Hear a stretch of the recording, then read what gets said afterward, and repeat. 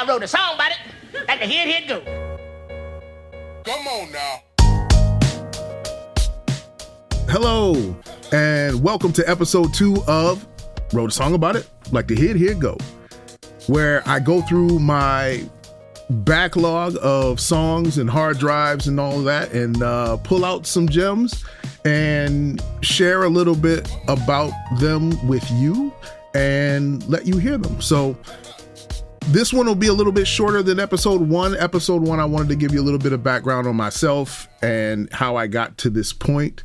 I gave you the Cliff Notes version because it would have been an hour-long episode and no one cares that much. Not even me. So today we're going to get right to it. The song I have for you today is titled Prison Guard. Now, this one is a little bit of a more melancholy, slower, sad song. But I really love this song. Like, I'm really proud of it. So a little backstory on Prison Guard.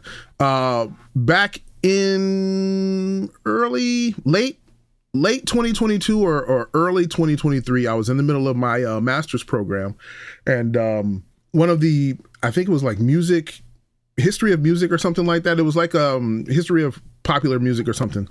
And I was tasked with writing a song for the final assignment, kind of like my final project for that class before we ended. I needed to write a song and do all of the kind of like music theory layout, kind of write the detail for the song, what key it was in, what was the structure of the song and all this stuff. And I had to diagram the song out and stuff and turn that in. So the exercise was more about the music theory, but in the end, I ended up writing a pretty great song that I love. So I finished that song up and put it out. So this song is very personal.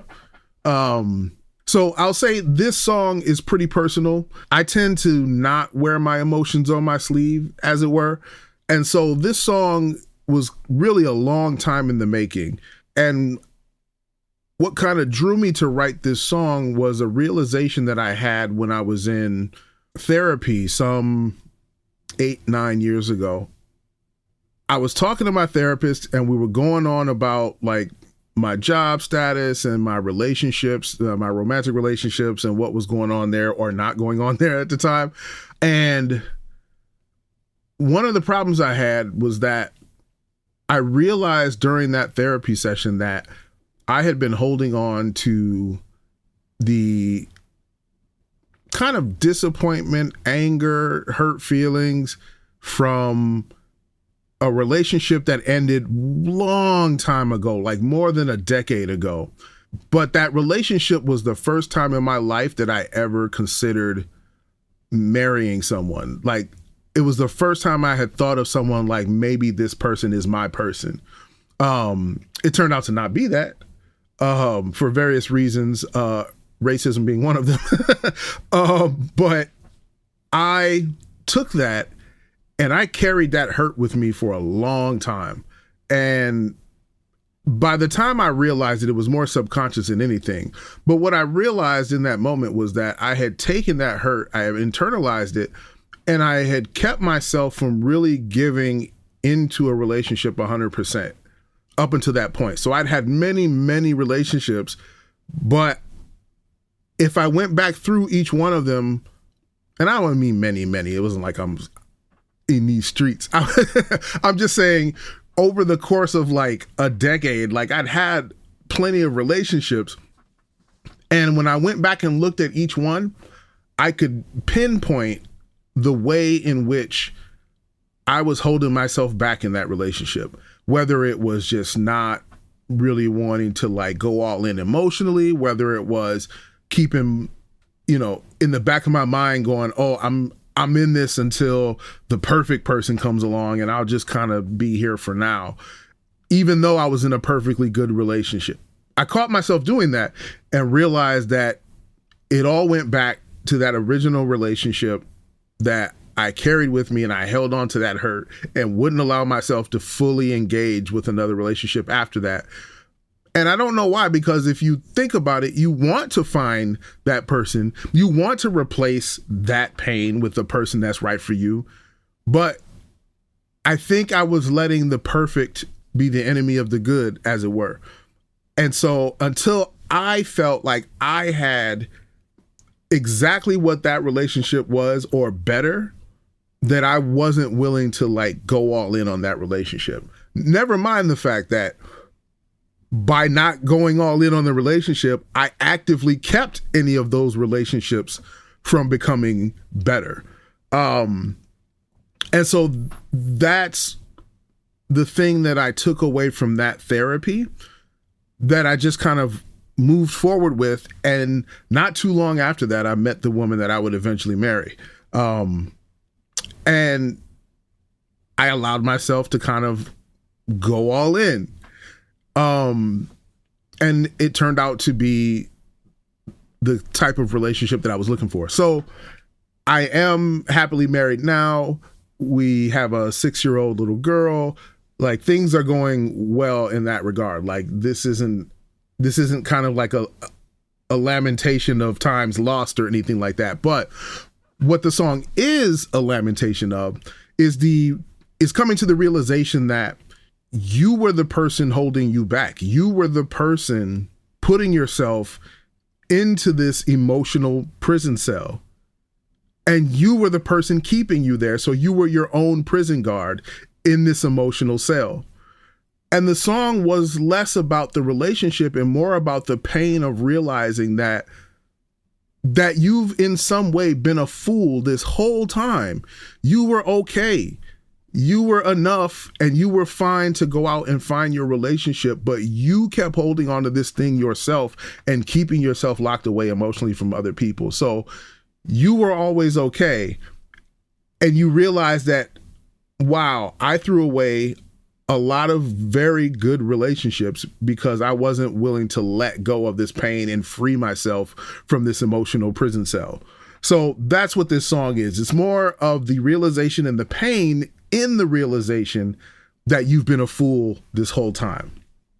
So that's why it's personal to me, because it's very much how I felt when I came to that conclusion. Like, man, I had the relationships that I was looking for. I had the people that I said I wanted, and I didn't keep them because I refused to go in 100% on those relationships. And realizing that, you just kind of, you're mad at yourself because you were the only person that caused this whole scenario. So there's some sadness in that. There's some regret in that. And so I felt this was a good way to kind of get that feeling out. So, I wanted to kind of mention my wife and my daughter so that it was clear that, like, some of these songs are always about pining the love lost. And it really, in this case, is not about the love lost. It's really about the realization of how you've kept yourself locked away or hidden away from other people for so long. And you didn't need to do that. So there you have it. And I'm going to shut up and play Prison Guard for you.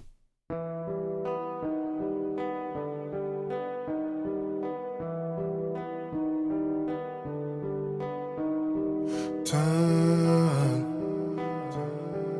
over time, I was imprisoned by my own hand. I wonder if you could feel me suffer.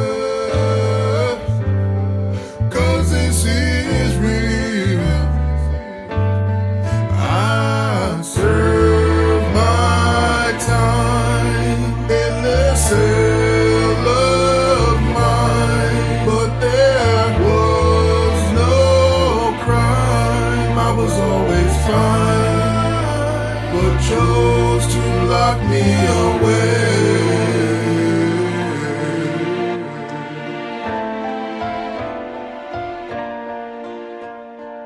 Cried, oh, I cried. I was determined